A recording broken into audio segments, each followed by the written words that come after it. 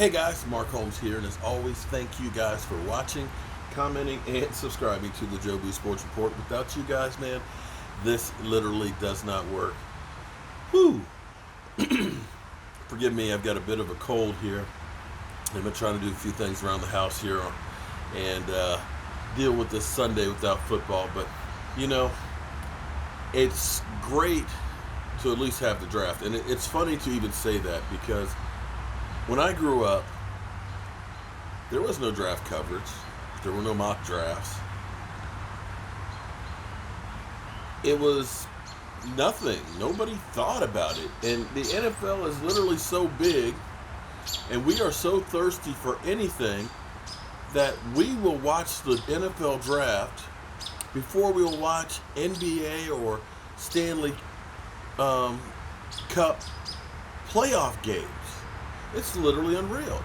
And I remember the first draft that I actually went to, which was 2013, in Radio City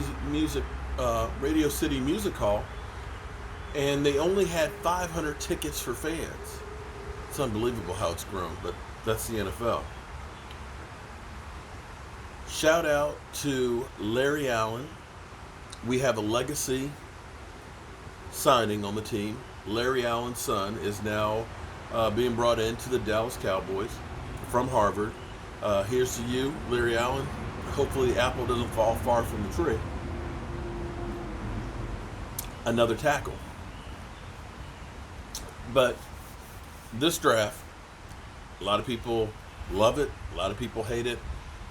Nobody really knows what it's going to mean until years down the road. But the Dallas Cowboys actually have a bit of a problem. It's the kind of problem that you really actually like to have. When we look at the team of the 90s, we got a whole lot of young talent. You know, Emmitt Smith, Troy Aikman, Michael Irvin, you know, the offensive line, you know, of course, Larry Allen and Stegnowski, and Nate Newton.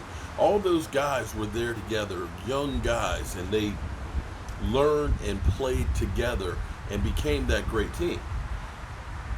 The problem was that team got old and we didn't replace them with young players. And the Cowboys have learned that, or are beginning to learn that now. And that's what we actually did last night with that draft. Now, I intended on starting to do videos on each of the guys, but it was just between the cold, being worn out from the draft itself, and needing to spend some time with Mama. I just didn't get a chance to start that today, but it's not like all the other YouTubers out there haven't been doing it, so I'm going to let some other people get some stuff out there first, because I've been accused of taking up all the air in the room. So I'm going to try and take it back a notch, because there's a lot of great YouTubers out there that do a lot of great work and stuff, and I don't want to stomp on anybody's toes. So I'm trying to give you guys at least a different perspective from all the years that I've seen football and dealing with all of this. What happened with those 90s teams is they got old, and we didn't replace them. And you see that happen more times than not. That's what happened to Tampa Bay. That's what happened to the Chicago Bears. That's what happened, or kind of happened with Seattle. But the Cowboys actually have infused this young team with more younger guys. And the problem is going to be for some of the veterans that really aren't that old. When you start thinking about this, think about this right now. Right now, Dorrance Armstrong, Taco Charlton,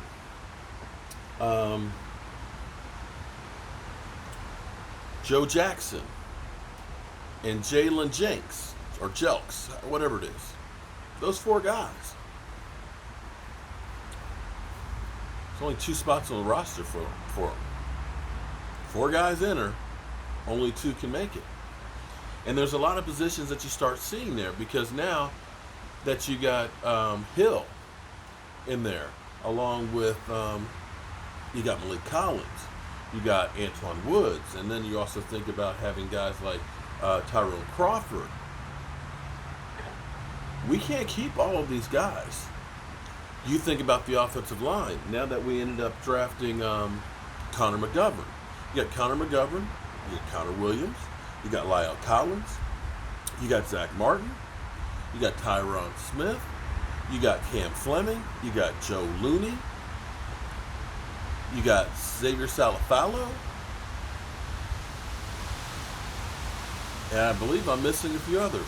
Oh, Larry Allen Jr. You can't keep all of those guys. You got to pare down to 53. So now what you're developing is you're developing fighting, Amano versus Imano, not only for playing time, but being able to make the roster. And this gives you some opportunities, and you can look across the board on almost everywhere, even wide receiver. You know, Randall Cobb, Mari Cooper, Michael Gallup, Alan Hearns, Noah Brown. And you've got others that are there too. And we're signing, of course, undrafted free agents. And sometimes it's an undrafted free agent that comes in like Tony Romo, and wow, you said I can't give up on that guy. He's showing too much potential. So you may see some players, because we've drafted some young guys that may be studs, that don't make the roster. You can look at right now and say, you know what, Taco? We've got some other people that are playing better than you. I know it's not a big cap savings right now because he's on his rookie contract, but you might say, bye-bye.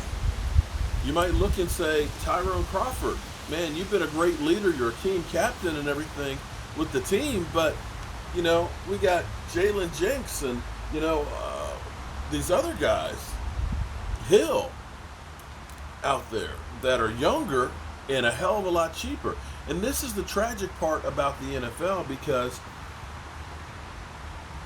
and it maybe it's kind of life in general now, because experience comes with a high price tag, and they're constantly trying to get somebody in who's younger and cheaper. When you get to be my age and you work for a company and been there for a while, they're looking to cut you and find that young college guy who'll work for a third of the money. And so we're going to see a lot of competition, and you're going to see some veterans that have to kind of step up or may get cut. And for Taco, this is the last ride for him. That if he doesn't show a lot more than what he's shown thus far, he's going to be shown the door. But back to my original statement, this is a good thing to have. It's a good thing that people are going to be fighting out for playing time, fighting for position. We're going to see some hellacious camp battles this year, and hopefully we're going to be at training camp for several days this year, covering it and looking at some of this stuff and trying to break down these guys. But I'm excited, man. I am thrilled to death, because now we're down to 129 days. That clock's ticking. Speaking of ticking, it's episode 3, Game of Thrones. And this is the big battle. And I'm going to give you my take on what's going to happen.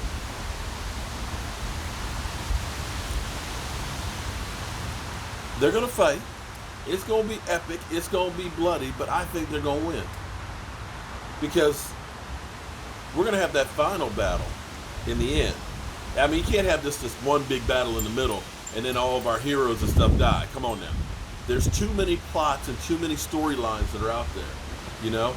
You got the Kingslayer now in the whole love triangle with the big blonde chick. Now, I don't follow. I can't remember everybody's name and everything else. But understand, you've got to have some closure in there. You got to finally see those two get it on. There's not enough time to get it on before the battle. I mean, this thing's been building up for years. You got Auntie and Jon Snow. You know there's going to be a battle for the throne right there. There's that storyline. Then you got that crazy crazy bitch that's there at King's Landing. And you know, she's got to get killed. And you know that Jamie's going to have to be the one to kill her. It's just too much. It's too easy for all of the people to die right now and then just this epic. No.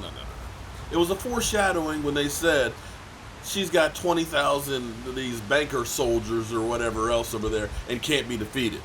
Come on. Come on now. You know how that's going to go. But anyway, I'm going to finish this drink and I'm going to go upstairs and I'm going to watch this. And we'll be back tomorrow morning with more on our Dallas Cowboys.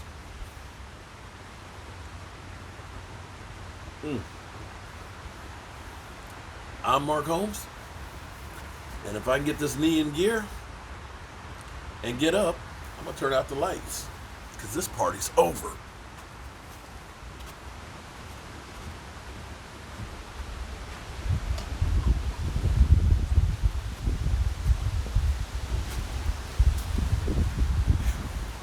It's kind of nice out here like this. Wind's blowing. It's cool, crisp in the air, and a little fire. I'll see you guys.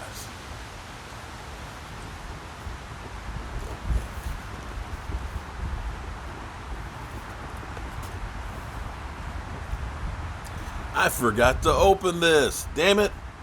Damn it, Carol. We'll open it tomorrow.